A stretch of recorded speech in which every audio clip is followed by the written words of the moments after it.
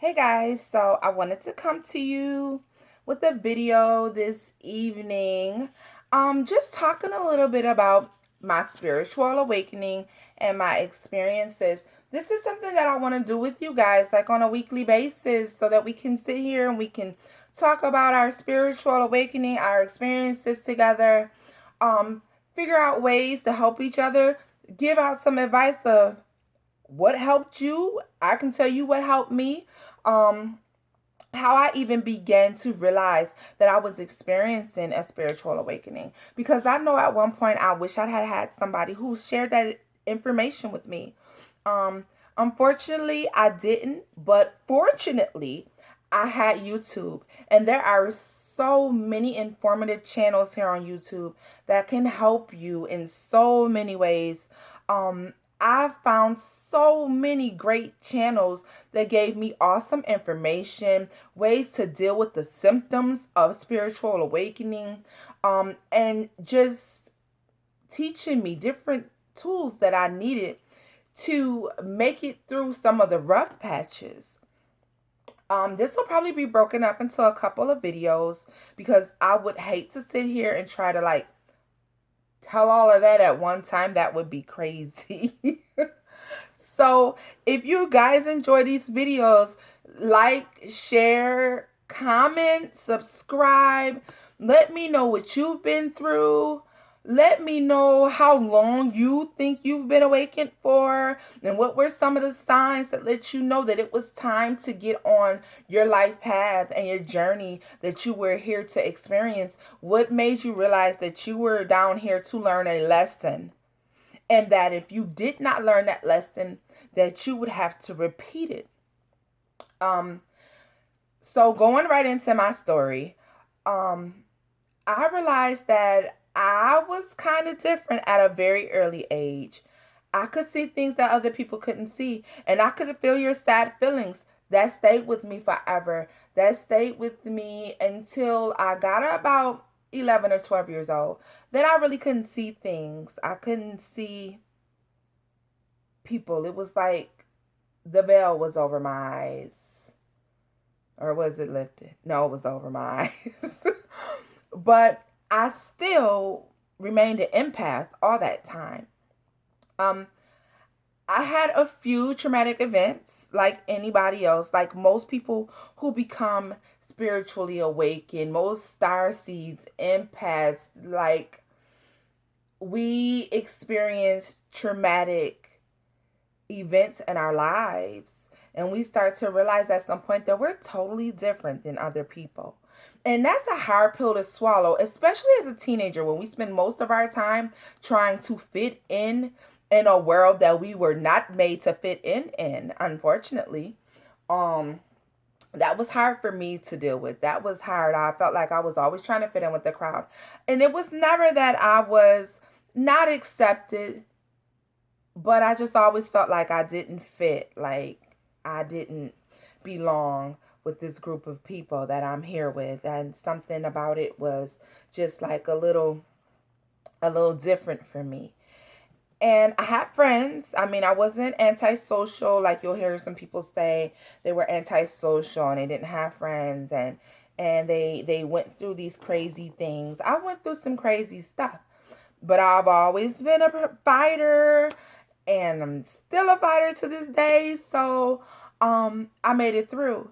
And at some point you start to realize, if I made it through all of this, I got to be here for something.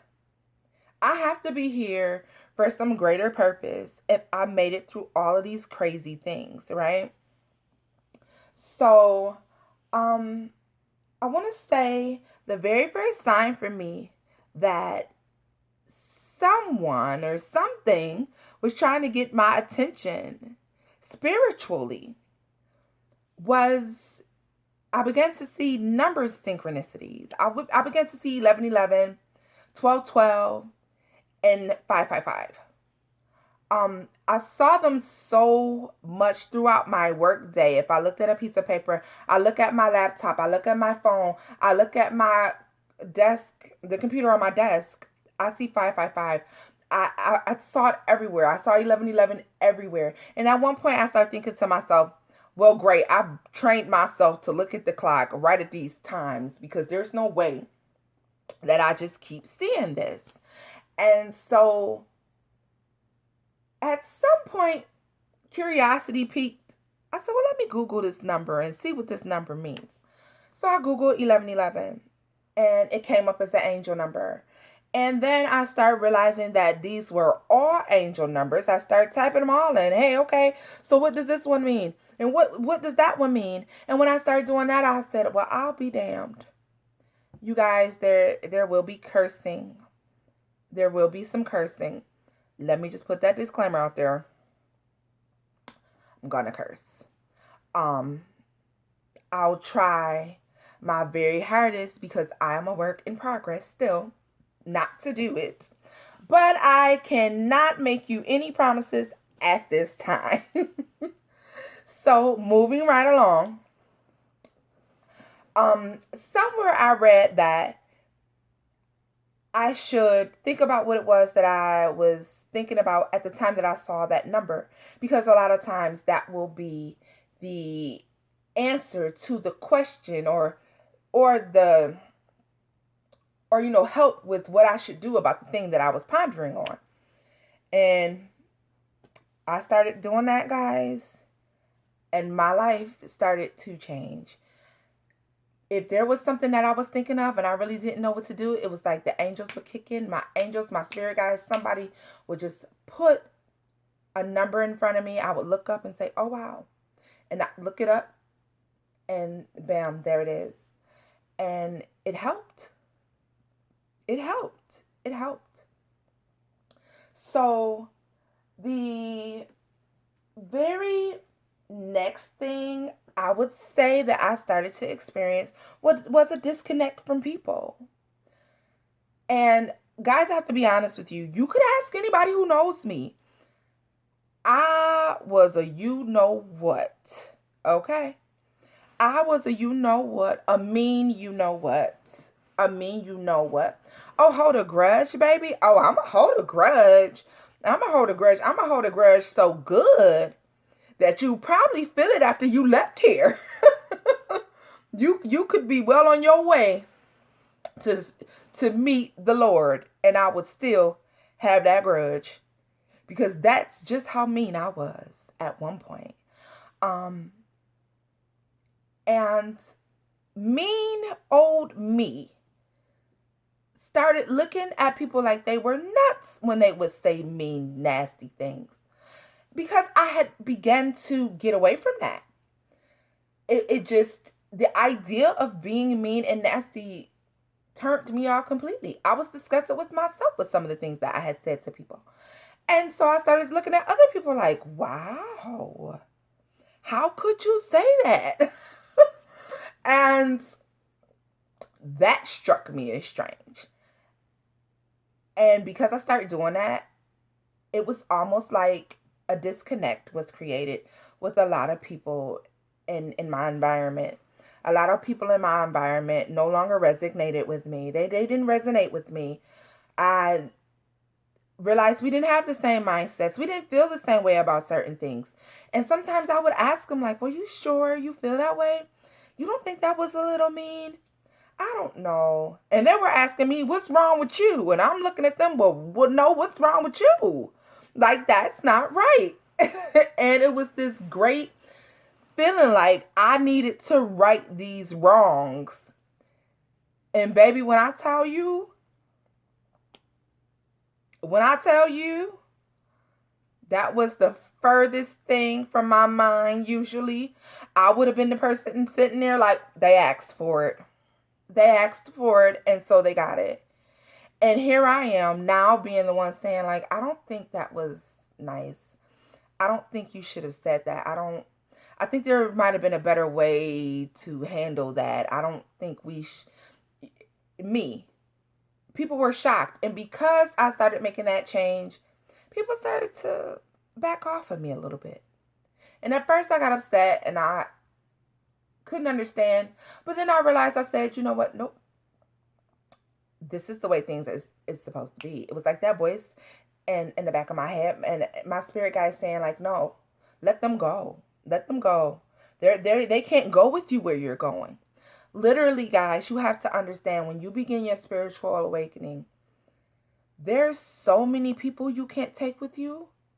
There's so many people you can't take with you. There's so many people who you are karmically tied to, soul ties with, that you have to let go so that you may move on to the next level, guys. It's important. That's a whole nother story for another day. So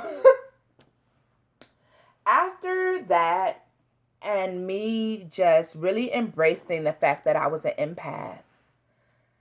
And guys, I'm just gonna tell you really quickly. Nosy tells I'm a nurse. So I'm a nurse by trade. So what I started experiencing was my empathy making me ill. I would go see people and they would say, if they said, oh, I have a toothache, my tooth hurts so bad. Oh my God, it's been hurting for days. Oh my God, I can't. Please help me. I would feel so bad for these people. Do you know that I would have a toothache? Do you know if you told me you had a headache and your head's been banging for days and days, I would have a headache. I would have a headache. I'd have a headache for 2 days. I was literally so empathetic to these people that I'm now picking up their illnesses. And I said, wait, no, this has to stop.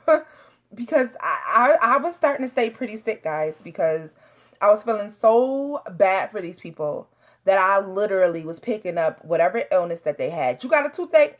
I feel bad for you. Now I got a toothache. You got a stomach ache? I feel bad for you. Now I got a stomach ache. I'm so happy that's not the way pregnancy works. But needless to say that I had to go ahead and start meditating, and I had to learn how to separate myself from these people. The connections that I was making with total strangers was just too strong. I had to learn to be empathetic for you. I mean, to show empathy, but not so much so that I would make my own self ill. That was something else that made me say, no, there's something else going on. And then one day I was driving home from work, and I literally had this moment that was so powerful for me because I became aware. It was like my eyes were wide open. And it was like my spirit guy behind me telling me, this is just flesh. This is just a body. When you leave, this doesn't go. Take care of your spirit. Learn your lessons. And to hear learn my lessons, I'm stuck in my head trying to figure out learn my lessons. What do you learn my lessons? Like, I've been in school. What do you mean learn my lessons?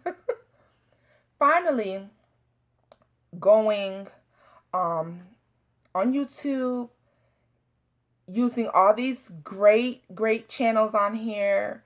I want to say one of the channels that I used the most, that I got the most information from, was Pretty Boss. Shouts out to Pretty Boss. She is awesome. She helped me through a lot of the beginning stages of this spiritual awakening. I learned so much from her videos. They were so informative. I'll leave the link to her channel down below so that you guys can go check her out. Definitely check her out, because she helps to clear up so much confusion. So much confusion. I'm not going to keep this, I'm going to try to keep this video a little short. We're already going on almost 15 minutes. The one thing that I do want you guys to understand is that spiritual awakening is so confusing. It can be so confusing. There's so much information out here. There's so many different ways that people do things. You have to find that thing that works for you and do that thing. You have to find what's going to help you elevate, what's going to help you ascend, who's going to help you get closer to your God self, get closer to source, get closer to your spirit guides, your angels. Start using your intuition, and it gets easier. It starts to get easier. So this is where I'm going to leave this video off for now. Thanks, guys, for joining me on this journey, and I'll talk to you soon. Love you.